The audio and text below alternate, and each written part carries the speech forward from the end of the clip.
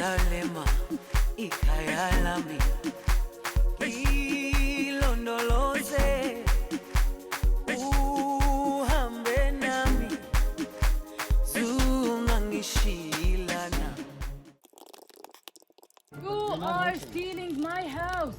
And if I don't steal it, someone else is going to steal it. No one is allowed to steal it.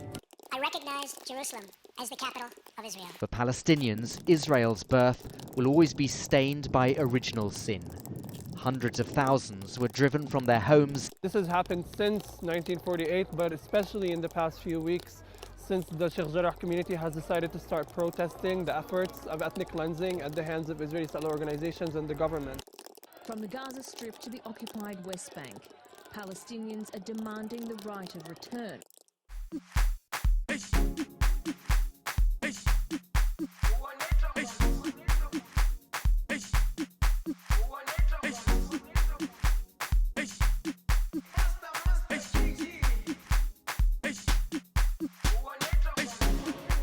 Palestinian and African struggles for liberation inhabit the same constellation of anti-colonialism, stemming from the experiences of being colonized by European powers.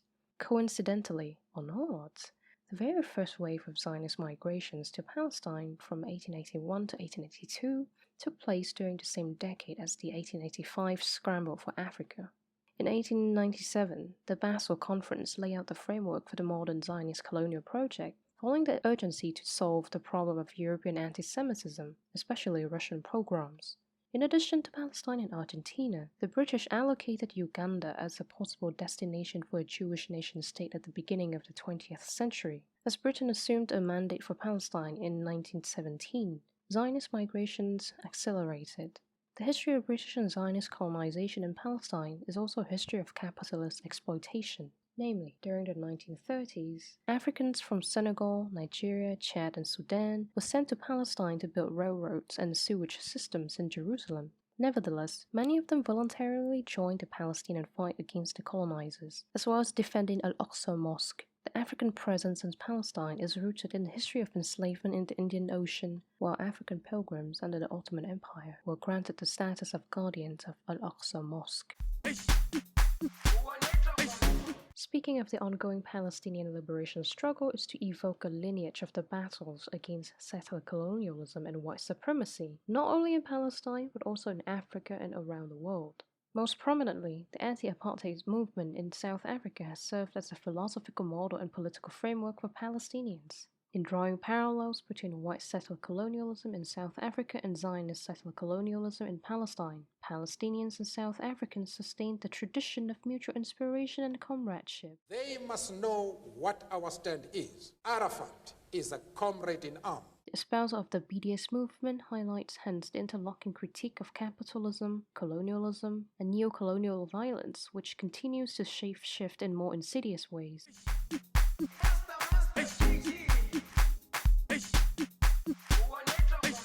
The Dabke began in a village when farmers were building their houses. They line up and they knit the earth with the water with their feet, and while singing some folkloric songs. However, all researchers, they agree that Dabke is about helping and about collaborating. That's why we catch each other's hand, for example, and we put our hands on each other's shoulders.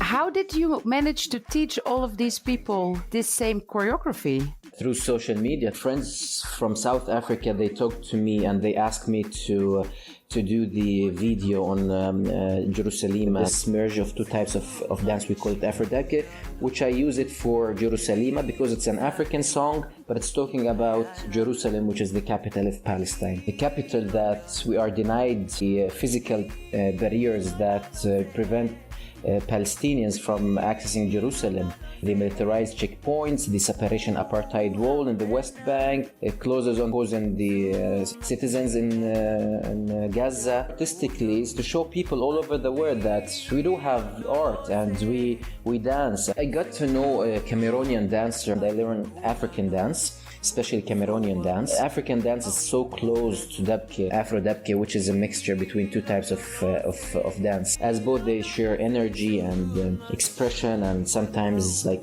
even in movement of the foot and the head. And the Cameroonian dance is so close to the ground. They use dance to reject the oppression. Just as us, we use Dabke to fight political oppression and preserve identity. Jerusalem is for all, with 3 religions, and it's open for people all over the world. Dabke is not just moving legs and hitting the ground. I mean, Dabke means that we're like hitting the floor with our legs. But for us, it's not just about the movement itself. It's also about the spirit, the feelings, the being proud and to express intense feelings and emotions, dignity and resistance.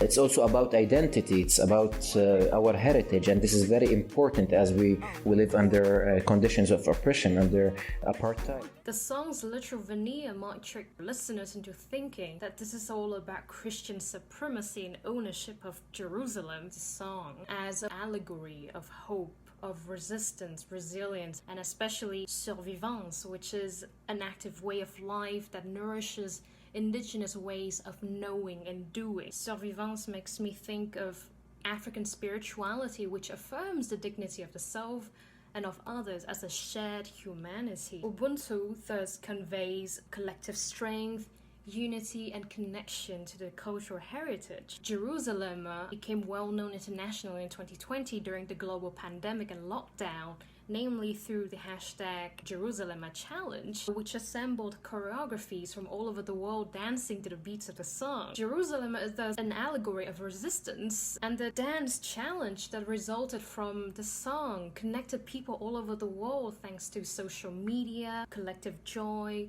hope and pleasure during a period where obligatory social distancing and isolation amplified the neoliberal regime of extreme atomization. Introducing art and music in times of crisis allows transnational effective communities to take shape. It's important to draw parallels between Ubuntu and Somod, which is a core Palestinian value. Although Somod doesn't have an English equivalent or fixed meaning, the Palestinian consensus translates the term as steadfastness, which conveys the idea of ever-evolving collective strength and self-determination to resist the Zionist occupation. And just like Ubuntu's emphasis on African indigeneity, Somod stresses that Palestinians are firmly, physically rooted in the space that is Palestine, while simultaneously advocating the firm, historic, present and future temporalities of resistance. And interestingly, there's fastness in the English translation of Somod, and in being steadfast,